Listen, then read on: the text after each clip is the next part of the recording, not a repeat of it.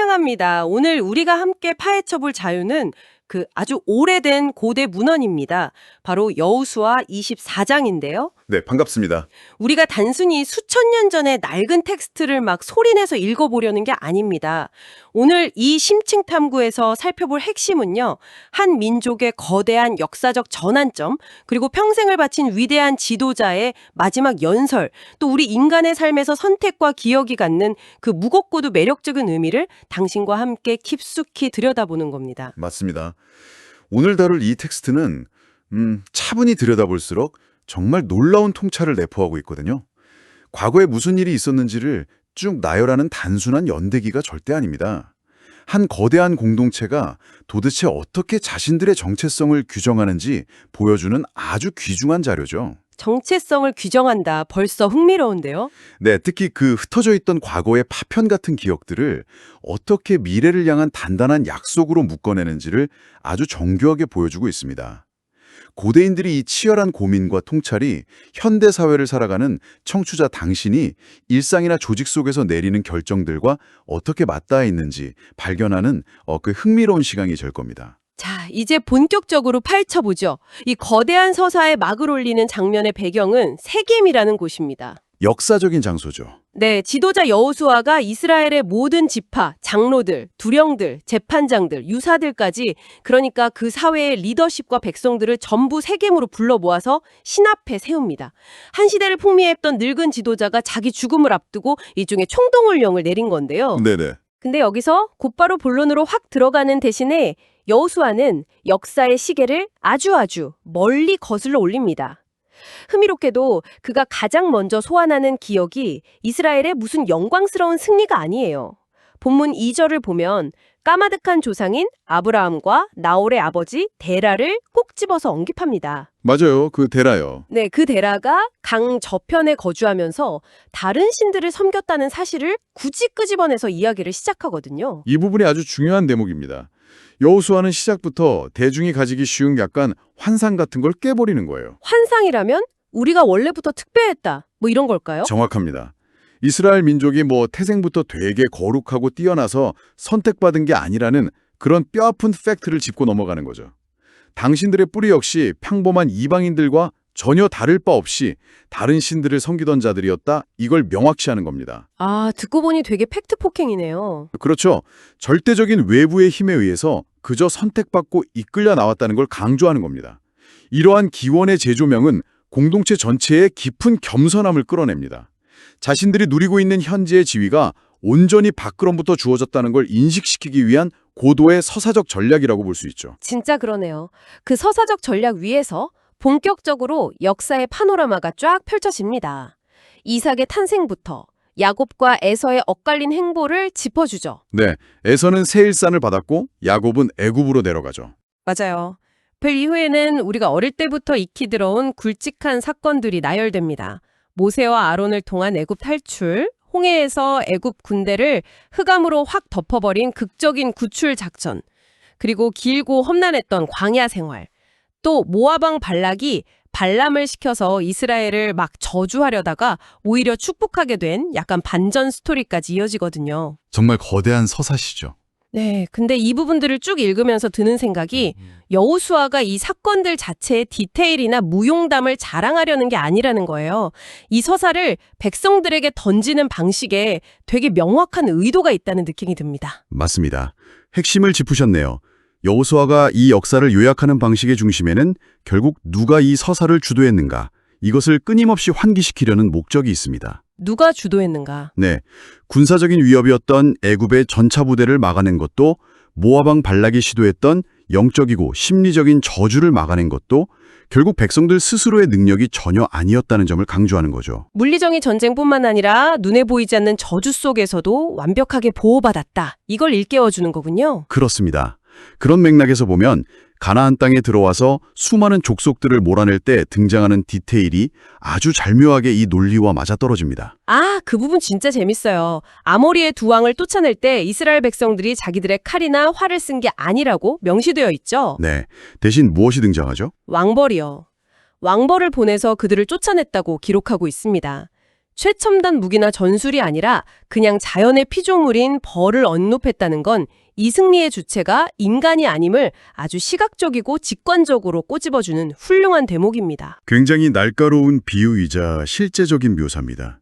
무기를 든 인간의 군대가 아니라 통제 불가능한 자연의 힘, 즉 왕벌에 의해 강대한 적들이 무너졌다는 거잖아요. 이건 칼과 활로 표상되는 인간의 노력과 공로를 철저히 배제시키는 문학적 장치이기도 합니다. 정복전쟁 치르면서 직접 피 흘린 백성들 입장에서는 막 훈장도 달고 싶고 자기들 무용담 자랑도 하고 싶었을 텐데요. 당연히 그렇겠죠. 하지만 여호수아는 그 인간적인 교만을 단호히 차단합니다. 그리고 이 논리는 본문 13절에 이르러서 아주 강력한 메시지로 완성이 됩니다. 내가 또 너희의 수고하지 아니한 땅과 너희가 건축지 아니한 성읍을 주었고 너희가 심지 아니한 포도원과 감람원의 과실을 먹게 하였다. 와, 이 구절은 진짜 곱씹을수록 여운이 남네요. 청취자 당신의 삶에 이 구절을 한번 가만히 대입해 보시죠. 우리는 종종 우리가 이룬 성취가 온전히 나의 땀방울, 나의 칼과 활로만 이루어졌다고 믿고 싶어하는 경향이 있잖아요. 누구나 자수성거라는 신화에 기대고 싶어 하니까요. 맞아요. 내가 일궈낸 성과가 100%내 능력의 결과물이라고 믿을 때 얻는 그 묘한 안도감과 자부심이 분명히 있거든요. 인간이라면 아주 자연스러운 심리입니다. 하지만 이 고대의 텍스트는 오늘날의 당신에게도 아주 본질적인 질문을 툭 던지고 있는 겁니다. 당신이 지금 일상에서 숨쉬듯 너무나 당연하게 누리고 있는 것 중에 진정 당신이 처음부터 맨손으로 흙을 파고 씨를 뿌려 일군 것은 과연 얼마나 되느냐 하고 묻는 거죠. 뼈를 때리는 질문이네요. 우리가 뒷구선 사회적 인프라, 앞선 세대로부터 물려받은 지식들, 우연처럼 찾아온 기회들. 바로 그겁니다. 이 수많은 것들이 사실은 당신이 건축하지 않은 성읍이고 당신이 심지 않은 포도원일 수 있다는 거죠. 여호수아는 백성들에게 스스로의 힘으로 이룩했다는 그 오만함을 내려놓으라고 촉구하는 겁니다. 모든 것이 외부로부터 거저 주어졌다. 즉, 은혜로 얻었다는 걸 철저히 인식하라는 뜻이죠. 이런 겸손의 바탕 위에서만 진정한 결단이 가능해지기 때문입니다. 여기서 정말 흥미로워지는 부분은요. 지금까지 장대한 역사 파노라마를 쫙 보여주면서 백성들의 마음을 흔들어 놓은 여호수아가 14절과 15절에 이르러서 갑자기 아주 단호한 제안을 확 던집니다. 네, 이제 선택의 시간이 온 거죠. 이제 여호와를 경외하고 온전히 섬기라고 당부하면서 선택지를 줍니다. 만약 여호와를 섬기는 게 마음에 들지 않으면 조상들이 강 저편에서 섬기던 신이든 아니면 지금 살고 있는 이 땅 아모리 사람의 신이든 오늘날 섬길 자를 택하라 이렇게 압박합니다. 그러면서 본인의 결단을 먼저 밝히죠. 네, 오직 나와 내 집은 여호와를 섬기겠노라 이렇게 쐐기를 박아버립니다. 지도자로서 엄청나게 단호하면서도 백성들에게 강한 책임감을 묻는 매력적인 심리전 같아요. 여기서 매력적인 지점은 여호수아라는 그 절대적인 권위를 가진 리더의 태도에 있습니다. 그는 맹목적인 복종을 그냥 강요하거나 무력으로 신앙을 통일하려 들지 않아요. 선택하라고 하니까요. 네, 과거의 신, 현재 이 땅의 신, 그리고 자신들을 구원한 여호와, 이 명확한 세 가지 선택지를 백성들의 눈앞에 딱 펼쳐놓습니다. 진정한 충성과 헌신이라는 건 외부의 억압이나 어떤 시스템의 강요에서 나오는 게 아니라 오직 자유의지를 가진 주체적인 결단에서만 비롯된다는 사실을 정확히 꿰뚫어 본 겁니다. 선택의 자유를 100% 줘버리는 거군요. 맞습니다. 역설적으로 그렇게 자유를 줌으로써 그 선택에 따르는 책임의 무게를 백성들 스스로 온전히 짊어지게 만드는 아주 탁월한 리더십의 표본을 보여주는 거죠. 그 자유로운 선택지 앞에서 백성들의 반응이 아주 뜨겁습니다. 우리가 결탄코 여호와를 버리고 다른 신을 섬기는 일은 없을 거다. 우리를 애굽에서 이끌어내고 큰 기적들을 보여주셨으니 당연히 여호와를 섬기겠다. 이렇게 다짐을 한단 말이죠. 훈훈한 마무리네요.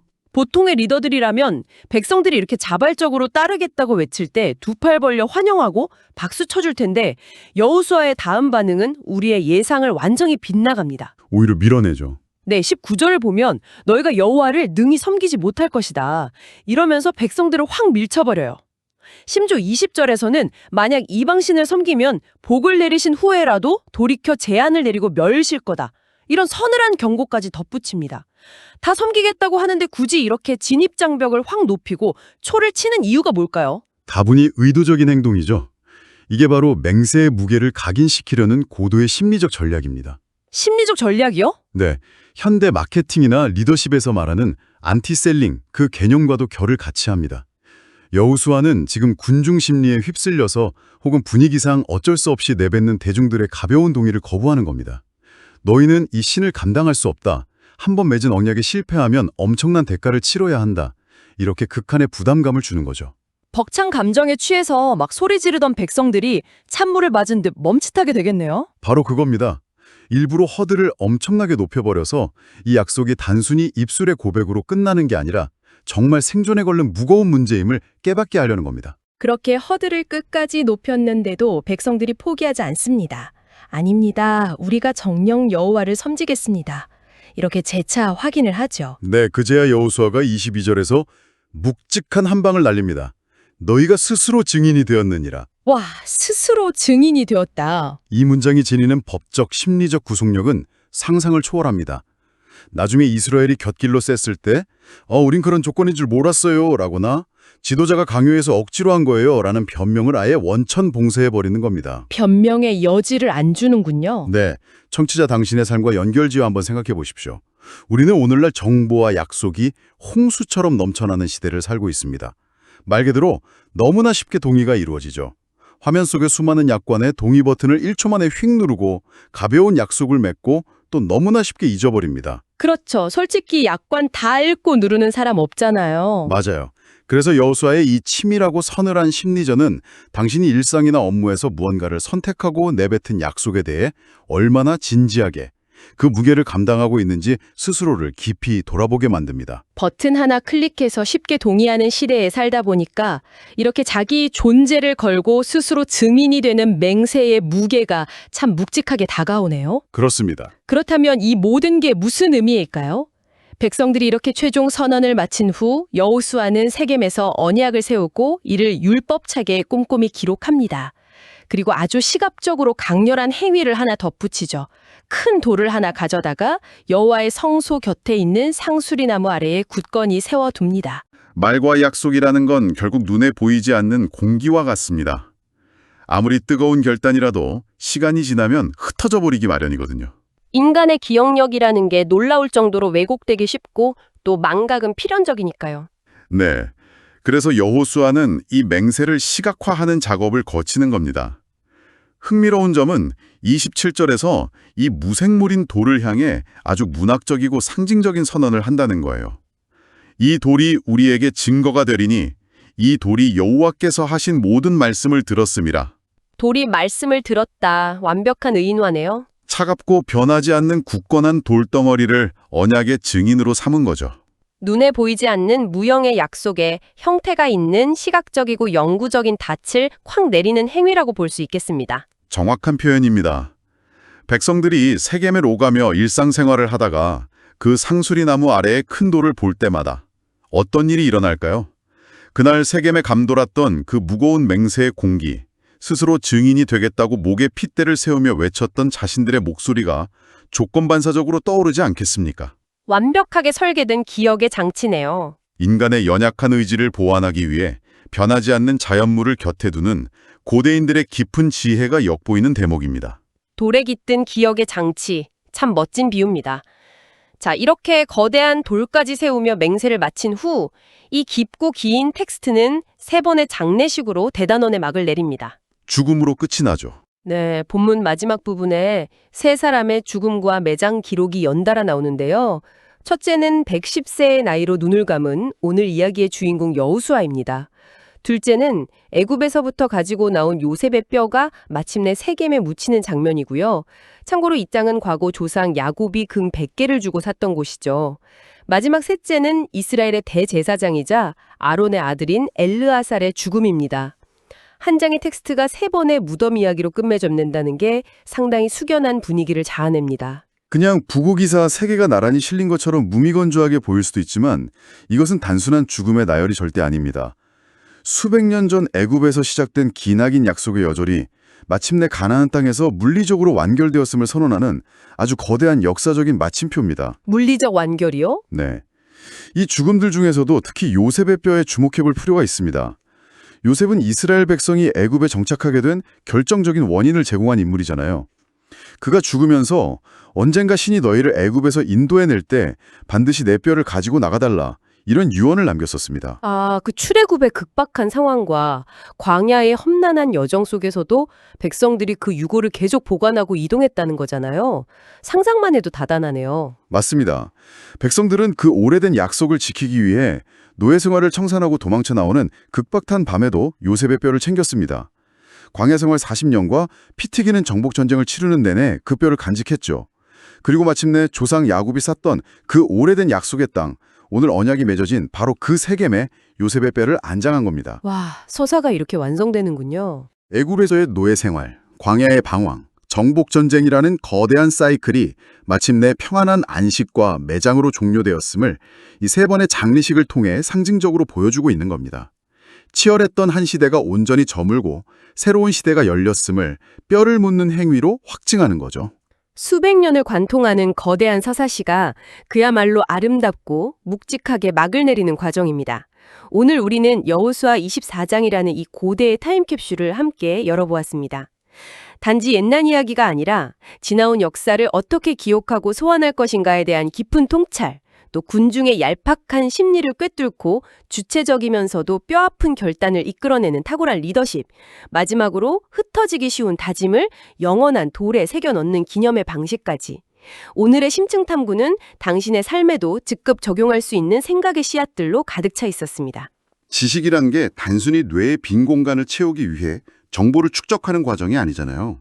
오늘 우리가 나눈 이야기처럼 우리 공동체와 개인이 어디에서 왔고 우리가 누리는 이 모든 것들이 어떻게 주어졌으며 앞으로 어떤 무게를 지닌 선택을 하며 살아갈 것인가에 대해 끊임없이 비판적으로 성찰하는 과정 그 자체입니다. 이 긴밀하고 깊이 있는 논의를 끝까지 함께 해주신 당신의 지적 호기심과 끈기에 진심으로 찬사를 보냅니다. 자, 그런데 여기서 그냥 끝내면 우리가 추구하는 진정한 의미의 탐구가 아니죠. 이 텍스트가 남긴 아주 중요하고 날카로운 여운이 하나 남아 있습니다. 이 대목은 우리에게 중요한 질문을 던집니다.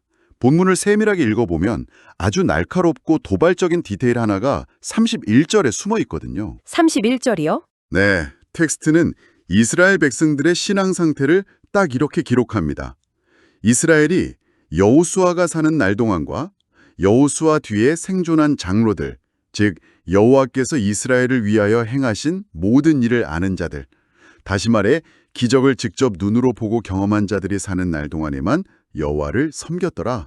아, 사는 날 동안에만. 그 구절의 이면을 곰곰이 생각해보면 약간 섬뜩해지는데요. 홍해가 갈라지는 짙은 흑암이나 왕벌이 날아와 적들을 쫓아내던 기적을 온몸으로 겪어낸 1세대, 그 생생한 경험을 지닌 자들이 역사의 뒤안길로 모두 사라진 후에는 도대체 어떻게 되었다는 뜻인가요? 텍스트는 그 뒤의 일에 대해 침묵하지만 역사는 그 이후 벌어질 엄청난 혼란을 예고하고 있죠. 세겜의 상수리나무 아래에 굳건히 세워둔 저 차가운 돌덩이 하나가 아무리 훌륭한 기억의 장치라 할지라도 인간의 뜨겁고 펄떡이던 생생한 경험과 기억을 영원히 온전히 대신해 줄 수는 없다는 뼈아픈 현실을 넌지시 던져주고 있는 겁니다. 바로 이 지점이 청취자 당신에게 묻는 가장 중요한 질문이 될 것 같습니다. 당신이 속한 회사나 조직 혹은 당신의 가족이라는 공동체를 한번 머릿속에 떠올려 보십시오. 처음에 그 조직을 세웠던 사람들의 생생한 목적, 피땀 흘려 위기를 극복했던 초창기의 경험과 열정이 세대가 교체되면서 점점 희미해져 갈 때 우리는 과연 어떻게 그 본질을 잃지 않고 지켜낼 수 있을까요? 거대한 상수리나무 아래의 돌처럼 시각적인 시스템을 세우는 것만으로 충분할까요? 아니면 생생한 경험을 다음 세대에 전수할 또 다른 무언가가 절실하게 필요한 것일까요? 조직의 기억, 그리고 당신 개인의 삶에서 절대 잊지 말아야 할 초심이 어떻게 풍화되지 않고 살아남을 수 있을지 오늘 이 질문의 해답을 당신 스스로 깊이 탐구해 보시길 권유합니다. 오늘 이 깊은 심층 탐구에 동행해 주신 당신께 진심으로 감사드리며 다음 시간에도 당신의 일상을 뒤흔들 새롭고 흥미로운 지식의 조각들을 들고 다시 찾아오겠습니다. 함께해 주셔서 고맙습니다.